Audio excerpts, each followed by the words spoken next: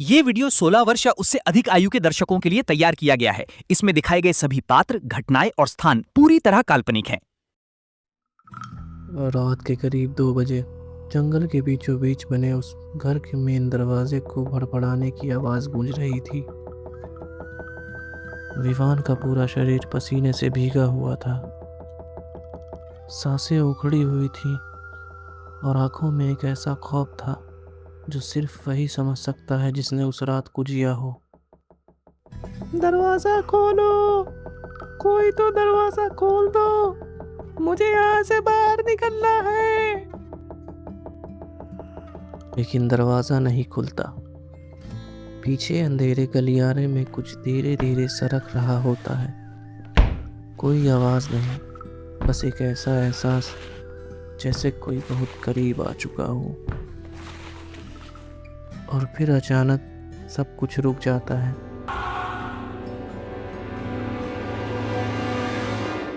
विवान एक civil engineer है जिसे उसकी कंपनी ने एक नए रिजॉर्ट प्रोजेक्ट की निगरानी के लिए दूर जंगल के इलाके में भेजा था। प्रोजेक्ट साइट से करीब 2 किलोमीटर दूर घने जंगल के बीचों बीच एक पुराना घर था जो कभी किसी अंग्रेज अफसर का शिकारगाह हुआ करता था। गाड़ी उबड़ खाबड़ रास्ते से गुजरते हुए घर के सामने रुकी। विवान ने खिड़की से बाहर देखा। घना जंगल, ऊंचे ऊंचे पेड़ और उनके बीच खड़ा वो घर, जैसे सदियों से किसी का इंतजार कर रहा हो। एक अधेड़ उम्र का आदमी घर के बाहर पहले से खड़ा था। विवान ने अंदर कदम रखा। घर के अंदर पुरानी लकड़ी की महक थी और एक अजीब सी ठंडक थी जो बाहर के मौसम से मेल नहीं खा रही थी। काका, ये घर तो बहुत पुराना लगता है। कौन से ज़माने का है? बहुत पुराना है बाबू, अंग्रेज़ों के ज़माने का है। बहुत कहानियाँ जुड़ी हैं इससे। क्या भूतिया कहानियाँ हैं क्या? मुझे बहुत पसंद है ऐसी बातें। मजाक की बात नहीं है बाबू, एक बात ध्यान से सुन लीजिए, आपके भले के लिए बोल रहा हूँ। काका का चेहरा अचानक सख्त हो गया। आवाज में एक चेतावनी उभर आई जो विवान को उस वक्त अजीब तो लगी, पर उसने ज्यादा तवज्जो नहीं दी। रात को अगर कोई आवाज़ सुनाई दे या कोई दरवाज़ा खटखटाए या कोई आपका नाम पुकारे तो कभी जवाब मत दीजिएगा। अपने कमरे में रहिएगा, अपने काम से काम रखिएगा। जो भी हो, दरवाज़ा मत खोलिएगा। अरे काका, आजकल के ज़माने में ये सब कौन मानता है? ज़रूर जंगली जानवर होंगे या हवा की आवाज़ होगी। जानवर नहीं है बाबू, बस मेरी बात याद रखिएगा। मैं परसों फिर आऊँगा आपका हाल चाल लेने। काका वहां से चले जाते हैं।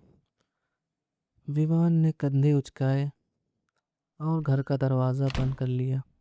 उसे नहीं पता था कि ये चेतावनी कितनी असली साबित होने वाली थी।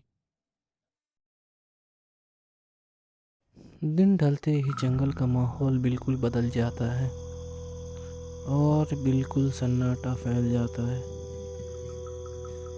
रात के करीब 11 बजे जब वो अपने कमरे में बिस्तर पर लेटा हुआ फ़ोन देख रहा होता है, तभी उसे लकड़ी के फर्श पर हल्की हल्की चरमराहट सुनाई देती है, जैसे कोई धीरे धीरे चल रहा हो गलियारे में उसके कमरे की तरफ। विवान का दिल थोड़ा तेज धड़कने लगता है, पर उसने खुद को समझाया कि ये पुराना घर है, लकड़ी अपने आप भी तो आवाज़ कर सकती है। तापमान बदलने पर चरमराहट रुक जाती है ठीक उसके दरवाजे के बाहर। फिर एक बहुत हल्की सी, लगभग अनसुनी आवाज़ में किसी ने उसका नाम पुकारा,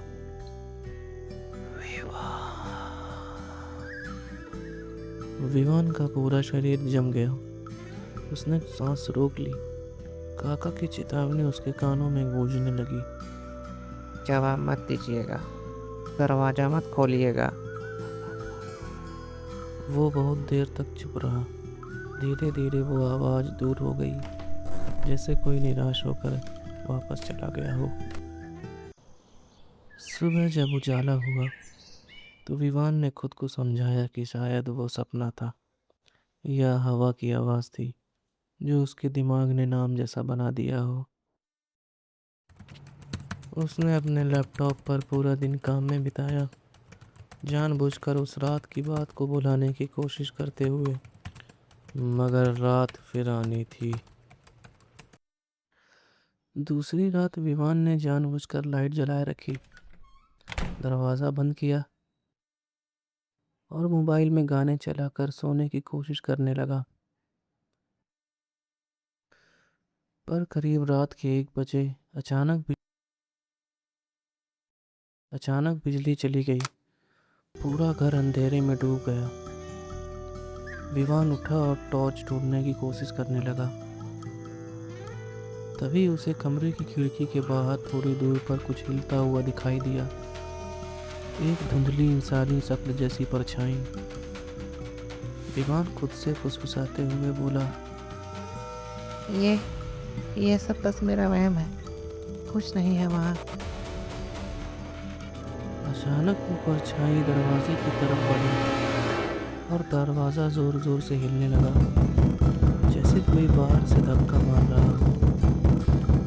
विवान पीछे हटकर बिस्तर के कोने में दुबक गया।